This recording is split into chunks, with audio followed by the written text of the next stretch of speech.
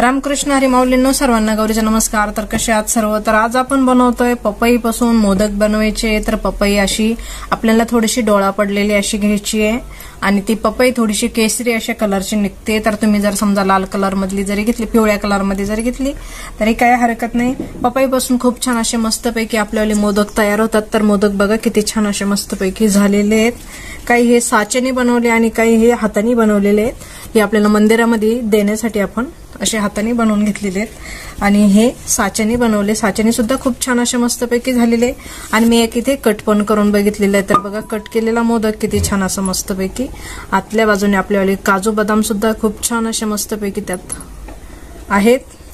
तर चला वेळ वाया न घालवता आपण रेसिपीला सुरुवात करूया आणि असे मोदक बनवायला घेऊया, पपईचे मोदक। तर पपईपासून मोदक कसे बनवायचे ते आज आपण बघणार आहोत। तर चला वेळ वाया न घालवता रेसिपीला सुरुवात करूया। इथे आपण एक पपई साळून स्वच्छ धुवून आणि साळून घेतलेली कट करून घ्यायची, बारीक बारीक फोडी करून घ्यायच्या आणि आपण कढईमध्ये शिजत घालून घेऊया। ह्या पपईमध्ये बिया वगैरे काहीच नाहीये। आता आपण मस्त छान अशी कट करून घेऊया। तर बघा बिया वगैरे काही नाही। आता आपण फोडी करून घेऊया पपईच्या। हे आतलं बारीक बारीक बिवाणी आहे ते काढून टाकायचे असं। आता इथे आपण पपईच्या फोडी करून घेतले, छान अशा 2 पाण्याने धुवून घ्यायचे आहेत। इथे आपण कढई गरम करायला ठेवलेली आहे, त्याच्यामध्ये आपल्याला गावरान तूप घालून घ्यायचं। 1 चमचा घालून घ्यायचे गावरान तूप, धुवून घेतलेले आहेत। आता या गरम तुपामध्ये आपल्याला घालून घ्यायचे आहेत। कमी ठेवायचा। आता एकदा खालीवर करून घेऊया आणि गॅस कमी ठेवून खालीवर करून त्याच्यावरती आपल्याला झाकण ठेवून द्यायचे। पाण्याचा वापर नाही करायचा इथं, आपल्याला बिना पाण्याचंच आपल्याला शिजून घ्यायचंय तुपामध्ये। आपल्याला पपई शिजते तोपर्यंत आपल्याला साबुदाणा भाजायचा, शेंगदाणे भाजायचे आणि बारीक दळून घ्यायचे। तोपर्यंत हे आपण कमी गॅसवर छान असं शिजून देऊया। आपल्याला इथे 1 वाटी साबुदाणा आणि 1 वाटी शेंगदाणे असे भाजून घ्यायचे। तर 1 वाटी साबुदाणा भाजून घ्यायचा छान असा मस्तपैकी खरपूस आणि शेंगदाणे पण छान असे भाजून घ्यायचे। शेंगदाणे भाजलेले काढून घेऊया। आता साबुदाणा छान असा खरपूस भाजून घ्यायचा आहे मस्त। 1 वाटी शेंगदाणे आणि 1 वाटी साबुदाणा घ्यायचा मस्तपैकी। इथं आपल्याला थोडासा काजू बदाम सुद्धा लागणार आहे। तर थोडेसे अर्धी वाटी आपल्याला काजू बदाम थोडेसे असे त्याचा वास जाईन असं भाजून घ्यायचे। तर आपण छान असा आधी साबुदाणा भाजून घेऊया आणि नंतरून आपल्याला काजू बदाम भाजून घ्यायचे। इथे साबुदाणा छान असा भाजतो तोपर्यंत आपण शेंगदाणे 1 वाटी बारीक करून घ्यायचे। तर ह्या वाटीचं माप करायचं आहे। अर्धी वाटी काजू बदाम घेतलेले, हे भाजल्यानंतर काजू बदाम भाजून घेऊया। इथे 1 वाटी शेंगदाणे घेतले, बारीक करून घेऊया। इथे शेंगदाण्याचं कूट एकदम असं बारीक भुकटं करून घ्यायचं आहे। आता आपण साबुदाणा छान असा बारीक दळून घ्यायचा आहे। साबुदाण्याची अशी एकदम बारीक पावडर करून घ्यायची आहे। तर आपण याची पावडर बनवून घेतली, शेंगदाण्याचा कूट करून घेतलेला आहे, काजू बदाम भाजून घेतलेले आहे मस्तपैकी। आता त्याच्यावर तुकडे करून घेऊया। तर 5 मिनिटांनंतर बघा झाकण काढून बघूया किती छान अशी आपली पपई शिजलेली आहे। तर अशी शिजली पाहिजे, अधूनमधून आपल्याला हलवत राहायचंय। गॅस कमी ठेवायचा, फुल करायचा नाही, पूर्णपणे ती आपली शिजली पाहिजे। एक बाजू शिजलेली, एक बाजू राहिलेली आहे। ही वरची लाल बाजू आहे ती शिजलेली आहे, ही पिवळी बाजू आहे ती राहिलेली आहे। तर आपण छान असं शिजून घेऊया। अजून 5 मिनिटं झाकण ठेवून देऊया। आता जवळजवळ पहिले 5 आणि हे 5 मिनिटं असे 10 मिनिटं झालेले आपली पपई शिजते। तर बघा किती छान असे मस्तपैकी मऊसूत अशी शिजून घ्यायची, एकदम अशी पूर्णपणे दाबली पाहिजे आणि फुटली पण पाहिजे। आपल्याला पूर्ण तिच्याला खिमा बनवून घ्यायचा आहे, खिमा। तर अशी पूर्ण झाली पाहिजे, अशी पपई आपल्याला शिजून घ्यायची। तर आता ही पपई छान अशी शिजलेली आहे। आता आपण गॅस बंद करूया, 5 मिनिटं झाकण ठेवून तसंच ठेवून देऊया। गॅस बंद करूया, 5 मिनिटं झाकण ठेवून देऊया। आता इथं आपल्याला 5 मिनिटं झालेले आहे, झाकण काढून घेऊया आणि याच्या साहाय्याने आपल्याला बारीक करून घ्यायचे, असं मॅश करून घ्यायचं आहे। आता इथे छान असं आपण मॅश करून घेतलेलं आहे बघा। आता आपल्याला पुन्हा गॅस चालू करायचा आहे। गॅस चालू केलेला आहे। 1 वाटी साखर घेतली मी, साखर घालून घ्यायची आहे। अजून अर्धी वाटी साखर घ्यायची आहे, अजून अर्धी वाटी आपल्याला साखर इथे घालून घ्यायची आहे। 1.5 वाटी साखर मी इथे घालून घेतली। आता छान असं आपल्याला याचा पाक बनवून घ्यायचा आणि पूर्ण आटूपर्यंत कमी गॅसवर हलवत राहायचंय। साखरेचं बघा कसं पाणी झालेलं आहे, छान असं पाक तयार करून घ्यायचं आपल्याला. पूर्णपणे आटलं पाहिजे त्याच्यातलं आता पाणी. 1 चमचा आपल्याला इथं वेलची पूड घालायची आहे. मी साखरेमध्ये दळलेली ती, त्याच्यामुळे ढवळी दिसते. इथं आपण असा थोडासा असा केशरी कलर घेतलेला आहे, तो घालून घ्यायचा. कारण की आपली पपई जी होती ती केशरी होती ना, त्याच्यामुळे आपण केशरी कलर घालतो. आता आपण इथे बारीक दळून घेतलेले साबुदाणा आणि शेंगदाणे त्याचा वापर करायचा आपल्याला. इथे साबुदाण्याचे पीठ जे आहे चाळून घेतलं तरी चालन, नाही चाळलं तरी चालन. खूप बारीक झालेलं आहे, काही हरकत नाहीये.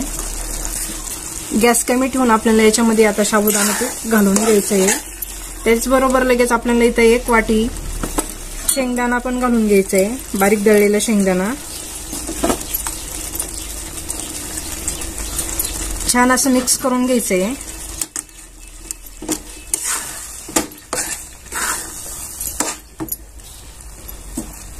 मिक्स करता वेळेस खाली लागायला नको, गॅस कमीच ठेवायचा, गॅस फुल करायचा नाही.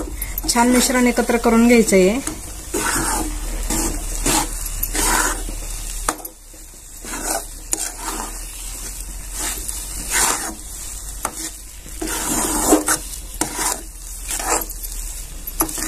आता मिश्रण आपल्याला हे थंड करून घ्यायचंय एकत्र झाल्यानंतर.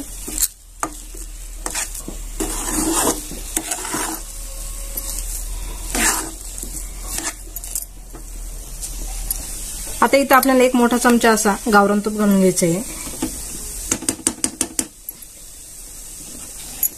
मिश्रण छान असं एकत्र करून घ्यायचं. पुन्हा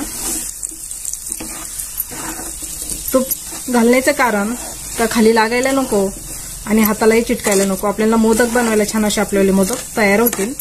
तर उद्या आहे चतुर्थी, चतुर्थीसाठी आपण खास मोदक बनवतोय.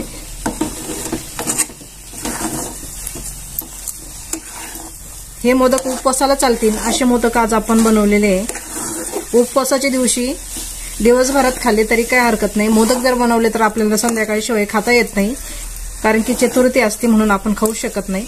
तरी तर आपल्याला सारण छान असं तयार झालेलं आहे. आपल्याला आता काजू बदाम बारीक करून घ्यायचे.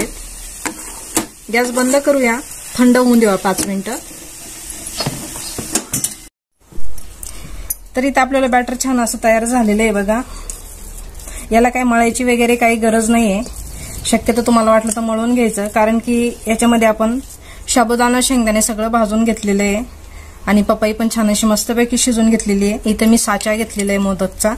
तर आपल्याला बंद करून घ्यायचा आहे साचा. त्याच्यामध्ये थोडंसं बॅटर घालून घ्यायचं आहे. तुम्हाला जेवढं पाहिजे तेवढं बॅटर घालून घ्यायचं आहे. आतल्या बाजूने त्याला थोडंसं मधोमध असं होल ठेवायचं आहे. त्याच्यानंतर आपल्याला त्याच्यात थोडेसे काजू बदाम घालून घ्यायचे आहेत. असे काजू बदाम घालून घ्यायचे आहेत. परत आपल्याला बॅटर थोडंसं त्याच्यावरती घालून घ्यायचं आहे. छान असं पॅक करून घ्यायचं, दाबून घ्यायचं. साचा खराब असेल तर धुवून घ्यायचं, छान असं मस्तपैकी स्वच्छ करून घ्यायचं. उपवासासाठी आपल्याला मोदक लागणार आहे. उद्या आहे संकष्टी चतुर्थी 18 तारखेला. 18 डिसेंबर साठी आपण बनवतोय मोदक. उद्या जायचं आहे गणपती मंदिरात. तरी तर आपल्याला मोदक तयार आहे बघा. तर बघा किती छान असं मस्तपैकी आपल्याला मोदक तयार आहे. याच्यावरती तुम्ही ह्या मोदकावरती तीळ सुद्धा लावू शकता, म्हणजे हावरी लावू शकता, किंवा शेंगदाण्याचं कूट तो लावला तरी चालेल. पण मी काही लावणार नाही. शेंगदाण्याचं कूट लावलं तरी चालेल, पण तीळ काही ठिकाणी खातात आणि काही ठिकाणी खाल्ले जात नाही, म्हणून आपण इथं तीळ लावायला नको. आता सगळे मोदक आपण असेच छान असे बनवून घ्यायचे. खालची बाजू पण बघा किती छान अशी मस्तपैकी झालेली आहे.